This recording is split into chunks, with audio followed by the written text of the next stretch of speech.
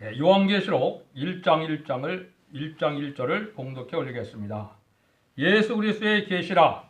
이는 하나님이 그에게 주사 반드시 속히 될 일을 그 종들에게 보이시려고 그 천사를 그 종 요한에게 보내어 지시한 것이라. 오늘부터는 계시록을 알아보도록 하겠습니다. 계시록은 아주 중요한 책이기 때문에 이게 사사로이 풀 수도 없는 책이고 하나님 앞에 사명을 받아야만 할 수 있는 사명이라는 걸 분명히 말씀하고 계십니다. 계시라는 것 자체가 뭐겠어요? 참으로 감춰진 것을 드러내는 것을 뜻했는데 이거는 누구의 계시냐?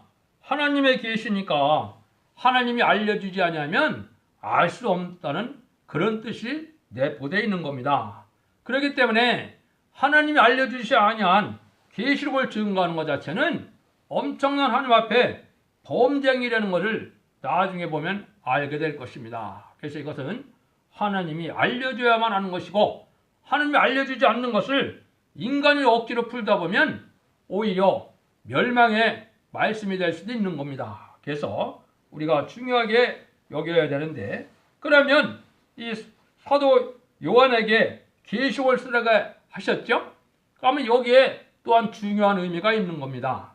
첫 번째, 누가복음 1장 13절에 보면 세례 요한이 탄생할 때 하나님이 요한이라는 이름을 지어주셨어요. 그래서 세례 요한은 이제 초림의 주를 영접하고 예배하는 종으로 쓰셨어요. 물론 재림의 주에 대한 것도 언급은 하셨지만은 그 본래의 사명은 초림의 주를 영접하는 사명이다. 여기 사도 요한은 다 아시는 것처럼 주님이 가장 사랑하는 자다. 그래서 뜻도 여호와께서 사랑하는 자라는 뜻이 요한의 이름의 자문의 뜻입니다. 그래서 이게 초림의 주나 재림의 주를 영접하는 종은 하나님의 사랑을 받는 자야만 된다는 것을 우리에게 알려준 겁니다. 그래서 우리가 요한복음 21장에 보면 베드로와 이제 요한에게 주님께서 사명을 맡길 때 베드로에게는 양을 먹이라, 양을 치라 이런 사명을 줬어요. 그래서 은혜 시대에 제 초림의 주를 오신 예수님을 영접하게 하는 그런 사명을 2000년 동안 지금 해온 겁니다.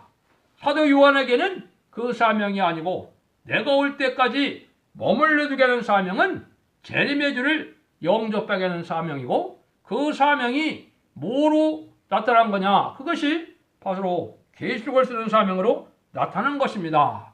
그래서 이 계시록을 전하는 사명은 베드로와 사명과는 전혀 틀립니다. 그래서 베드로는 이제 사도적인 사명이 한 것이고 이제는 요한의 사명은 선지의 사명입니다. 예언서는 이게 선지서고 앞으로 될 일을 말씀한 거기 때문에 선지의 사명인 것입니다. 그래서 재림의 주를 영접하는 사명이다. 그래서 이 계시록을 전할 자는 사도 요한의 이제 사명의 기대자가 아니면 이거는 전할 수가 없는 일이 됩니다.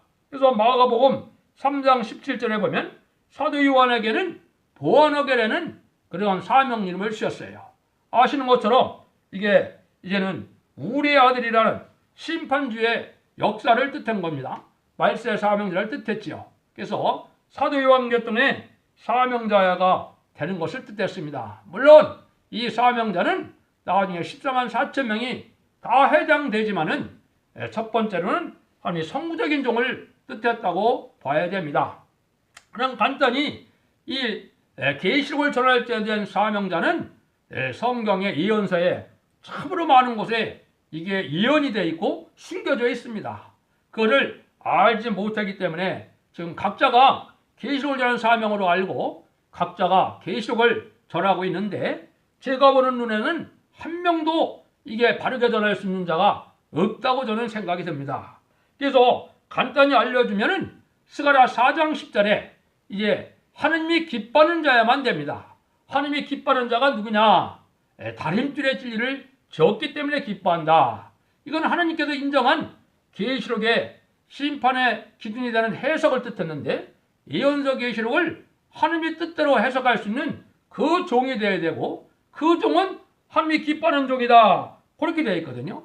이사 62장 5절에는 이 종은 하나님이 너무나 사랑해서 신랑이 신부를 사랑한 것 같이 하나님이 이 종을 특별히 사랑한다는 말씀을 하셨습니다. 그 다음에 스바냐 3장 17절에는 하나님이 어느 정도 사랑하느냐, 기쁨을 이기지 못할 만큼 사랑하는 종이라고 그랬습니다. 뭐 이외에도 많은 곳에 이 말세의 사명자에 대해서 예언을 했지만은 차차 말씀 본문을 증거할 때 이제 우리가 살펴보기로 하고, 그걸 보면 하나님이 기뻐하는 자가 아니면 이 사명을 할 수 없다는 겁니다. 그래서 이거를 우리가 정확히 알아야 되는 겁니다. 그러면 이 계시록은 우리에게 뭐를 알려주고 있느냐? 인간 종말이 되었을 때 정마의 삼지력을 통해서 하나님이 심판의 환란장을 허락하셔서 심판을 통해서 이제는 변화성도가 나오게 하시고, 또 택한 종들을 일으켜서 이제는 택한 백성을 살림으로 새 시대 왕국 건설을 이룰 목적으로 이 계시록의 내용이 되어 있습니다. 그래서 계시록의 내용을 정확히 알면 인간의 종말에 되어질 일들을 우리가 빠짐없이 알 수 있도록 체계적으로 이 말씀을 알려준 겁니다. 그래서 계시록을 주신 목적은, 왜 계시록을 주셨느냐? 계시록은 지금 말씀드린 것처럼 제레미주가 오실 때 인간 종말에 심판의 환란과 재난에 살아남는 방법을 이제 체계적으로 우리에게 알려주기 위하여 계시록을 알려준 것입니다. 그래서 계시록 시대가 이제는 예언의 말씀대로 다 이루어지는 놀라운 것을 체험하게 될 것입니다. 참된 종의 반열이라면 참된 종이라는 걸 무엇을 뜻했느냐? 하나님이 들어서서 하나님의 경륜과 작정이 이루어지는 종을 참된 종이라 이렇게 말할 수 있습니다. 그래서 쓰임받는 종들은 세상에 많이 있지만은 이제 어떤 종을 통해서 하나님의 놀라운 구원의 섭리를 이룰 것이냐? 그거는 하나님이 예정하신, 하나님이 정하신, 하나님이 기뻐하는 참된 종의 역사로만 강할 것을 이제 우리에게 보여준 겁니다. 그래서 우리가 이 복음의 내용을 잘 알아야만 이제 예언서의 내용을 잘 알 수가 있기 때문에 그렇습니다.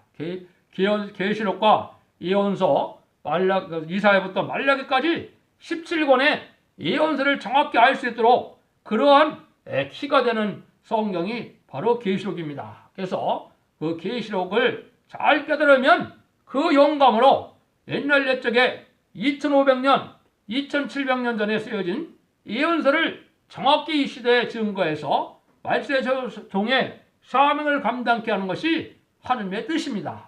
그래서 그 말씀대로 모든 심판이 오고, 말씀대로 구원이 오고, 말씀대로 들림을 받고, 말씀대로 새시대를 이루고, 그리스도의 나라를 이루고, 이제 성전의 나라를 이루어서 하나님께서는 천지 창조의 목적을 달성하는 일이 이루어지는 것입니다.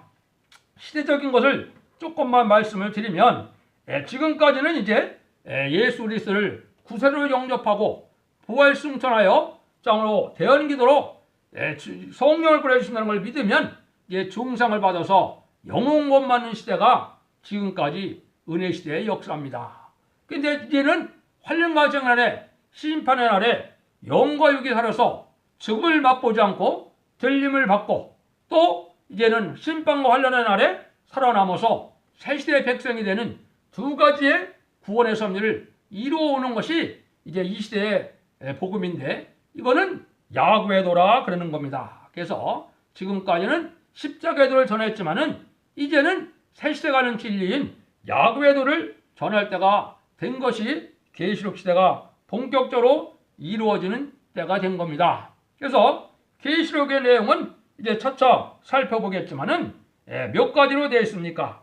7개의 편지역, 7 나팔의 내용, 7인의 비밀, 7 대접의 비밀로 이루어져 있습니다.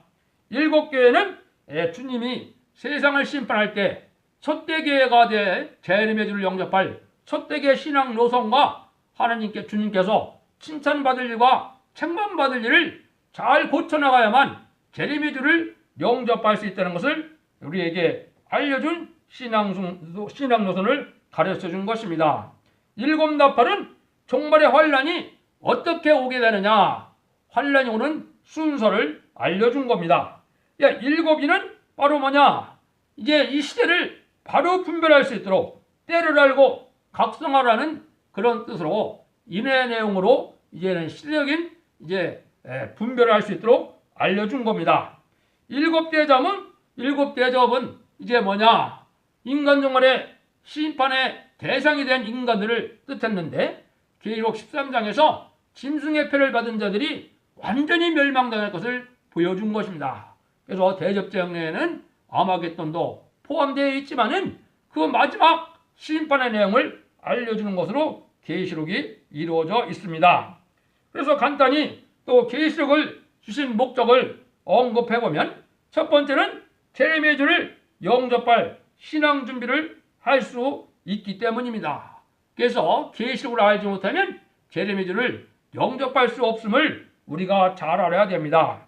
마태복음 17장에 보면 변화산성에서 우리가 베드로와 야고보와 요한이 제레미야주를 이제 환상으로 봤을 때 죽은 자 같이 쓰러져 있는 그런 모습을 우리가 알 수가 있습니다. 또 여기 1장 17절에도 보면 이제 사도 요한도 제레미야주 모습을 봤을 때 죽은 자와 같이 쓰러지는 모습을 볼 수 있습니다. 초림의 주 때는 품에 안기기도 하고 같이 먹고 같이 침식을 같이 했지만은 이제 제레미야주를 보았을 때는 죽은 자 같이 쓰러질 수밖에 없던 것은 바로 뭐냐? 인간의 원죄와 자범죄를 완전히 해결하지 못하고는 제레미야주를 영접하지 못되는 것을 우리에게 알려준 겁니다. 두 번째는 왜 하나님은 계시록을 주었느냐? 가장 중요한 목적은 하나님의 놀라운 창조의 목적, 구원의 섭리, 하나님의 경륜과 작정을 이룰 촛대교회의 사자를 준비하기 위해서 준 겁니다. 촛대교회의 사자는 인간 정말의 알곡을 모으는 모든 교회의 알곡을 모으는 하나님의 사자를 뜻한 겁니다. 그래서 소리매주를 영접하는 것은 교단과 교파가 상관없이 이단만 아니면 주님을 바로 믿어서 중생을 받은 자면 누구든지 영혼구원을 받을 수 있었지만은 제레미야주를 영접하는 것은 이건 하나님께서 촛대교회라고 예언이 되어 있는 겁니다. 그래서 그 촛대교회가 이제 세워지려면 사명자가 나와야 되는데 그 사명자를 하나님이 어떻게 길러내느냐, 어떻게 나오느냐 이거를 알려준 것이 이게 계시록의 내용입니다. 그래서 촛대교회 사자를 통하여 청량하는 역사를 통하여 14만 4천 명의 백마탄 군대를 이루어서 아마겟돈에서 최종 승리하는 그 내용을 알려준 것이 바로 계시록입니다. 세 번째는 하나님의 비밀을 알게 되는 이게 열쇠가 되는 겁니다. 그래서 계시록의 이제 중요한 성경 기절은 계시록 10장 7절에 일곱째 나팔을 불게 될 때 하나님의 비밀이 그 종 선지자에게 전하신 비밀같이 이루어진다는 말씀대로 모든 예언의 비밀을 이제는 이 계시록을 알아야만 풀 수 있음을 알려주는 겁니다. 그래서 신앙 준비라는 것이 예언서와 계시록을 잘 깨달아서 믿고 순종하고 지키는 것이 이게 제레미야주를 영접할 수 있기 때문에 그런 겁니다. 그래서 우리가 모든 예언서에 이제는 이 시대의 그 비밀을 이 시대에 맞게 잘 해석해서 우리가 전할 수 있는 것이 중요합니다. 옛날에 예언서가 부분적으로 성취된 것은 있지만은 그 성취된 내용은 지금까지 해보면 아주 일부분이었던 것을 우리가 알 수가 있는데 대부분의 예언서와 계시록은 이 말세의 정한 때에 이게 이루어질 것을 예정하신 것입니다. 그래서 우리가 그것을 잘 살펴보면 이제 하나님의 역사가 어떻게 진행되는 것인가 그거를 알 수가 있습니다. 오늘은 간단히 이제 계시록의 총론만을 소개해 드렸습니다. 다음 시간부터 한 절 한 절 이제는 계시록을 완전 변론해서 우리가 조금도 희미한 것이 없고 조금도 석연치 않은 것이 없는 그런 계시록의 비밀을 알아야만 모든 흑암을 물리쳐서 우리가 제레미야주를 영접할 수 있다는 것을 우리가 잘 명심하시고 잘 들어보셔서 이 시대에 하나님의 마지막 구원의 복 이거를 받아 누리시기를 바랍니다. 오늘은 이렇게 간단히 마치도록 하겠습니다.